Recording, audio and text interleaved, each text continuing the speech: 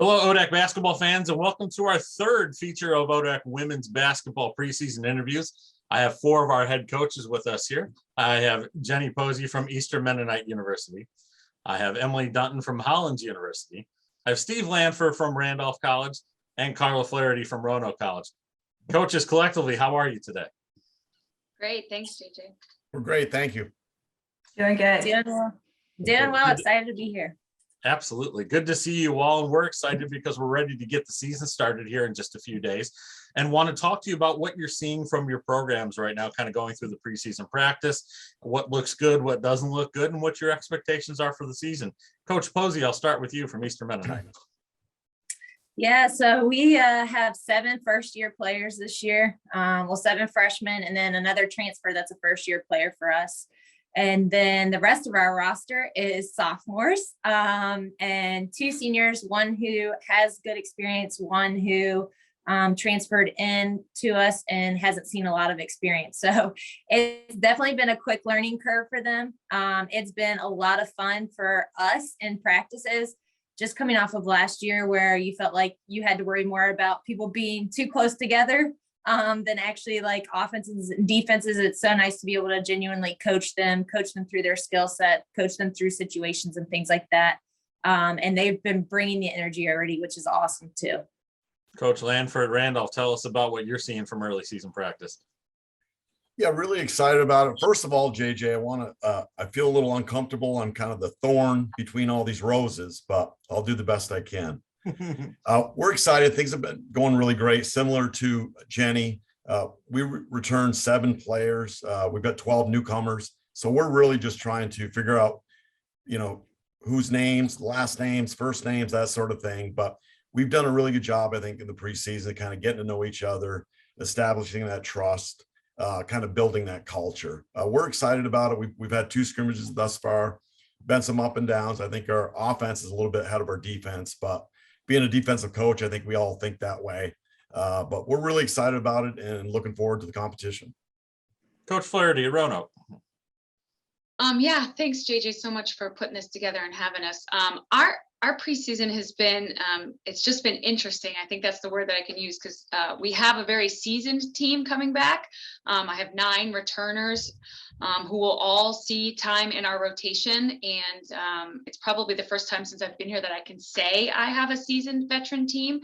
But also on the flip side, I have 7 freshmen and 2 sophomores. And so it's almost, I call them redshirt freshmen. So it's almost like we have 9 freshmen and 9 upperclassmen. And so there's been this gap where we've got a lot of teaching going on to close that gap. And it is closing. And it's been great.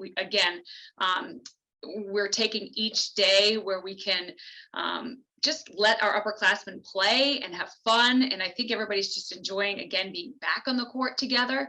There's a lot of teaching going on, especially with the younger group, but our older kids have been wonderful mentors. And so it's fun to see the group mesh together. So I'm really excited. We have another scrimmage tomorrow. And then obviously the season begins on the 8th. So our preseason has been, I think like other coaches, we've gone up and down. We've had some injuries already. So we're trying to recover from those. But when we get everybody healthy, we're really looking forward to getting going. And Coach Dunton at Hollins, how are things looking for you in the preseason? It's been really exciting, kind of similar to all of the coaches. We have a lot of players with no experience on the court due to last season. So it's been fun just teaching. Some days it might feel a little bit more stressful than others, but it's been really exciting and to have Kayla Searles back as our lead point guard leading the group. That's always fantastic. And then just seeing the new young talent, they have a lot of energy. And so I'm excited to see where we end up this year. Coach Dunton will stay there with you. Tough year for you last year. Didn't get to play at all with the COVID situation and the campus protocols that you have. Talk about the energy that your team has right now, knowing that they get an opportunity to go out there and play the game they love. Yeah, I would say that this is definitely the highest energy team that I've had. I know that I'm a high energy coach, and so I feel like I might just have to sit there because if not, I'm like, I don't know what's going to happen. There might be a brawl breakout, but they're really excited every day they come in, determined and just ready to get out on that court. And so last year I looked at it as, okay, well, where are the positives? And I feel like with the group that we brought in, they really got to do more team building activities that we wouldn't necessarily get in the preseason because it's just so fast. Games are coming, you have to get in your offenses and defenses. So I feel like this group, they really care about each other. They understand each other's strengths and weaknesses. And so I do think that that's going to help us out on the court once we understand all of the X's and O's. But it was definitely a tough year, and I'm just glad that they've stuck with it. And I look forward to getting us back on the court. You know, Coach Posey and then Coach Lanpher, you talked about how you have very young rosters, a lot of inexperience you have out there, especially inexperience with a more normal preseason, if you will. Coach Posey, if you start, what's it been like for you coaching a group that you almost have to have meetings with about how each practice is supposed to go here in the October timeframe when you've had your preseason, majority of preseason practice now that we're in November, but what's it been like having basically 2 first-year classes coming in? Yeah, it's really interesting because we have, I think, 6 sophomores. And so like every day they'll ask me questions and I'm like, you've been here, but like in my mind, I'm like, you've been here before, like, and then I'm like, wait a second, but they haven't done any of this. Like today we got into our locker room for the first time because we share with women's soccer, and just getting to hang their names up on, like the sophomores especially, getting to hang their names up on a locker because we didn't have access to that last year. It just felt really special. And like, you know, something that we can give them that, you know, we've probably always taken for granted, but the fact that they get a locker with their name on it, like they get to do some things that are more normal, just feels really, really good and fun to be a part of. And I think they're really appreciative of it too, which has been great to see. I think sometimes kids have quick minds and we want them to have quick minds when they make mistakes, but the fact that they're realizing that they've come out of something that's been really hard, no matter what, like for Hollins, you know, terrible that they didn't get a season last year, even for teams that got to play a lot, like no matter what your situation was, it was a hard year on everybody. So to see them get some positives back in their life is really exciting. You know, Coach Lanpher, kind of along the same lines, you get those positives are coming in as well. Has that also maybe helped refresh you a little bit from a coaching perspective that you're doing so much teaching now in the preseason? Yeah, no question, JJ. I think, you know, even though we have 7 returners, we had Yanessa Cabrera, who's a senior, but she set out last year because of COVID. And it's made me kind of retool and, you know, with so many new players this season, I've really had to be a little bit more patient and really work on my communication skills even more, because things you think you know, or you think your players know, you might have to make sure you really explain. It's really been invigorating for me and exciting. And I think part of that is what everyone, you know, here and everywhere in the country went through with COVID. Even though we were fortunate to play obviously a 9-game schedule, I think our players, even though they did that, are even more appreciative this season because of everything that's going on. And it's not normal yet, but we're getting back to that. And I think hopefully one of the pluses of COVID is just living each day to the fullest. And I think our players are really trying to do that. We're fortunate. We've got a 5th-year grad student that joined us, Sierra Cook from Bluefield. She's brought a lot of experience, leadership. And it's with so many newcomers, it really makes you kind of go through your basketball stuff and really simplify it. And for me, that's been great. So we're really excited. You know, Coach Flaherty, Roanoke, you were one of those that got quite a few games last season, made it to the ODAC title game, playing up in that contest. Talk a little bit about what you felt, though, was the toughest thing to manage to get to that point during the COVID protocol. I recognize and acknowledge that we're really fortunate to get the games in that we did. But it was about managing emotion, because you'd be preparing for a game and then it would get canceled. And then you try, you know, your team was having such highs and such lows.